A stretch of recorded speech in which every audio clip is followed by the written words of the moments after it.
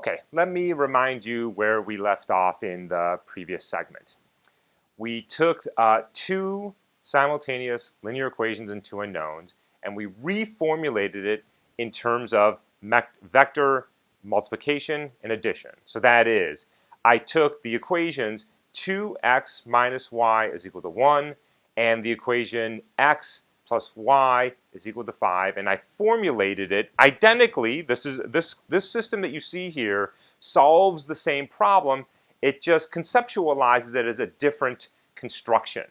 As I take the scalar values associated with the unknown x, I take the scalar values associated with the unknown y, and whatever's on the right-hand side, which of course are scalar values, and I shove them into these column vectors, and then I think about the solution as how do I scale these two vectors such that when they sum together, I get that vector there. And again, not at all immediately obvious why this is beneficial. Why is this any better than the algebraic or the geometric picture? We will see that as we go along. So we were able to see in the last segment that if I tell you an x and a y, you can verify if this system is true or not by scaling these two vectors, pointwise multiplying them, and then summing them, pointwise summing them, and seeing if that equality holds.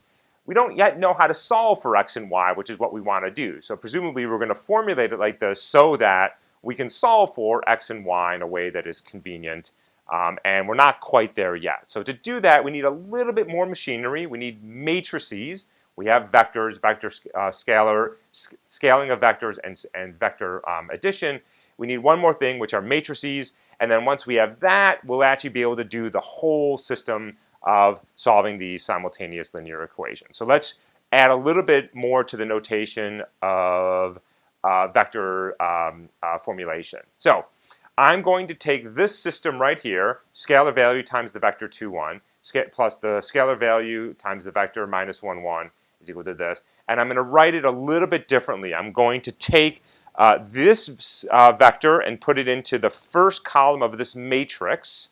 I'm going to take the second vector right here and I'm going to put it into the second column of this matrix. And I'm going to take my two unknowns and pack them into a vector. Okay? Now, if you haven't seen matrix multiplication before, I'm going to show you that in a second. But let me say that this system right here, a matrix times a vector is equal to a vector, is exactly the same system as a vector plus a vector is equal to a vector. So the only thing I have to do for you now is explain this notation right here. So all a matrix is you've packed in a bunch of vectors into the columns or into the rows, depending on how you want to think about it. But we don't maybe not quite know yet what is this multiplication here. What does it mean to multiply a matrix times a vector? I know what scalar multiplication is of a vector. I know what vector addition is, but what is this? So let's just go ahead and do that. All right, so again, I've converted from scalar times vector plus scalar times vector is equal to vector to matrix times vector is equal to a vector. Okay. Now, as I said before, I need to know what matrix multiplication is, so let me go ahead and define that for you. So here's how multiplication works. I've got a matrix times a vector. I take the first row of the matrix, in this case 2 minus 1, and I pointwise multiply and sum it with this vector. So what do I mean by that?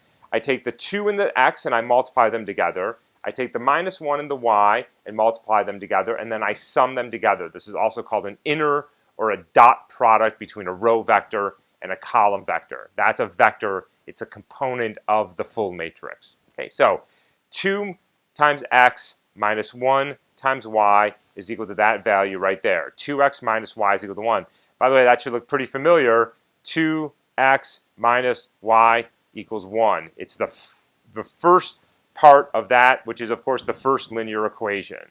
And then you go down to the next row of the matrix. This value times x plus this value times y is equal to that. And if there was more, you would just keep going.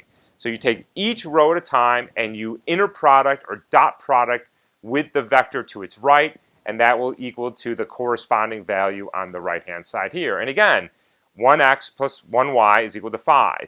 1x plus 1y is equal to 5. X plus y is equal to 5 is the original equation. Okay, let's look at the generic solution. In this case, I'll just do a 2 by 2 matrix, a 2 by 1 vector, is equal to a 2 by 1 vector. And this is just one example. You'll see that I can play with the dimensions of the matrix here. I can play with the dimensions of the vector here. And then, of course, that will come along. And there's some constraints on what is the relationship between this matrix and this vector, which we'll talk about in a little bit.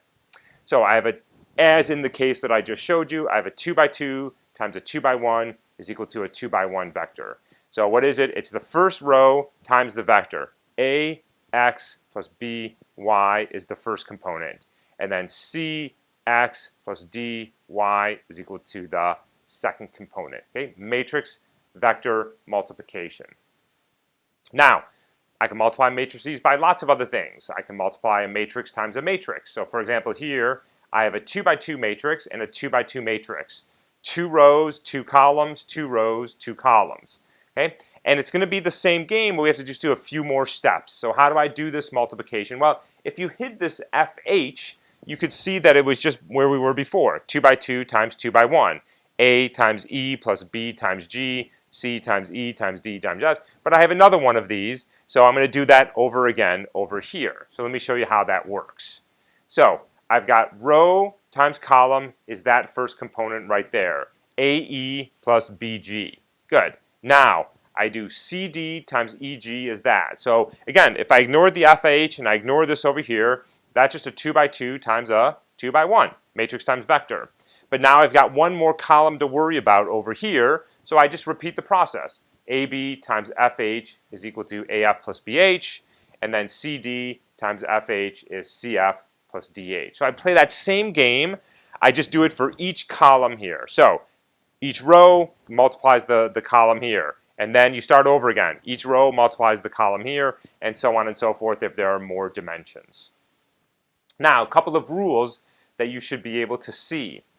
If I have a matrix times a matrix is equal to a matrix, there are constraints on, and in fact, if this is even a vector, there are constraints on the dimensions. So let's see why that is. So if this is an n by m matrix, that means there are n rows and m columns.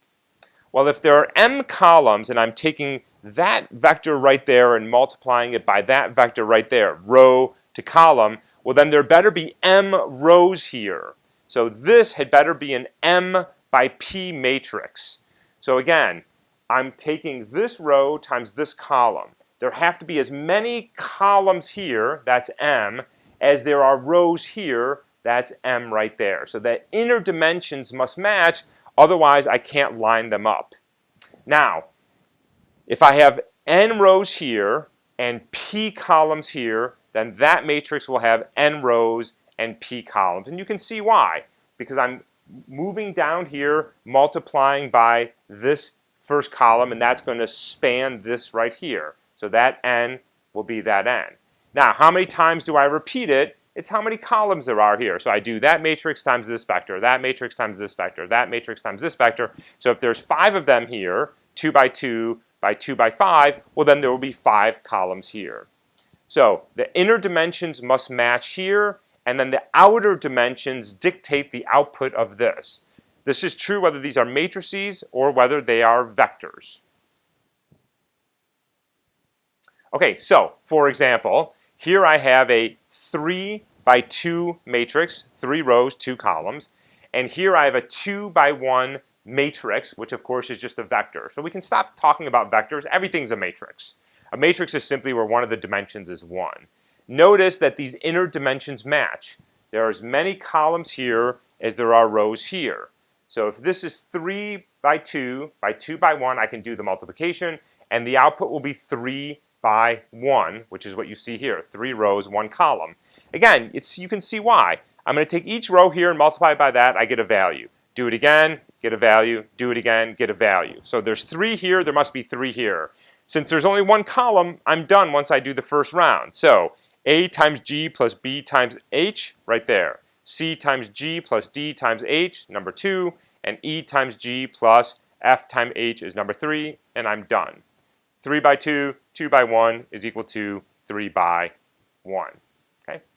So again, make sure that whenever you create a system of linear equations, that these inner dimensions must match, and then the final dimensions will be dictated by the number of rows and the number of columns. Okay, let's make sure you can do matrix multiplication, a little exercise.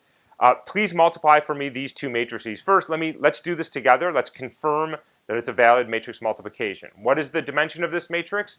Row, column, 2 by 3. What is the dimension of this matrix? 3 by 2. 2 by 3 times 3 by 3, the inner dimensions match. So how big is the output? 2 by 2. 2 by 3, 3 by 2, 2 by 2. Okay, so please do the matrix multiplication for me and you should get a 2 by 2 matrix. So please go ahead, get a piece of paper, pencil. This is important. I know it seems trivial, but go ahead and do it. And then I'll show you my solution in a second. All right, so let's go ahead and do the solution. Again, 2 by 3, 3 by 2. The answer had better be 2 by 2. So what am I going to do? I'm going to take this row times this column. This row times this column, that's going to populate this position and this position. And then I'm going to repeat. This row times the second column, that will give me the upper right-hand corner. This row times this column, that will give me the final one here. So let's just go ahead and do it. All right, 4 times 4 is 16. 3 plus 6 is 6. 1 times 1 is 1. That gives me 23. 16 plus 6 plus 1. Now, second row. 8 plus 2 is 10, plus 2 is 12. That's the bottom left hand. And now I repeat. Go up to the beginning of the row, move to the next column. 4 plus 6 plus 3 is equal to 13. And then 2 plus 2 plus 6, 2 plus 2 plus 6 is equal to 10, of course. Okay, so now we've got the machinery we need. We know how to scale vectors. We know how to add vectors. We know how to multiply matrices times vectors and matrices times matrices. We know how to formulate linear equations in terms of how do you scale two vectors to get a sum, and then we saw how to formulate that in terms of a matrix. A matrix times a vector is equal to a vector. Now the thing we don't know how to do is how do you solve for the unknowns. So we've gotten to the point where we can formulate two linear equations and two unknowns as a matrix times a vector is equal to a vector. Okay? Now what we don't know how to do is how do you solve for that, and that's what is going to come next. And once you see, it's going to be worth all the trouble, because once you see the solution, lots of really beautiful things come out. You see when do you get a unique solution. You see when do you get infinite solutions. You see when you get no solutions. You also see that this generalizes very nicely to arbitrary number of dimensions, arbitrary number of unknowns. We'll also see eventually what happens when you have more constraints than unknowns. This matrix formulation is going to come in really, really handy. Okay? And lots of other things to come that will come very nicely from this matrix formulation. So it's really important that you get this vector and matrix formulations under your belt. So if this wasn't quite getting it, please go back, watch it again, do the exercises, make sure you just know how to manipulate vectors and multiply matrices, because we're going to be doing a lot of that in the coming weeks. All right, so when we pick it up in the next lecture, we're actually going to take this now matrix formulation of linear equations and show you how to solve it to get a solution for the linear equations. See you in a little bit.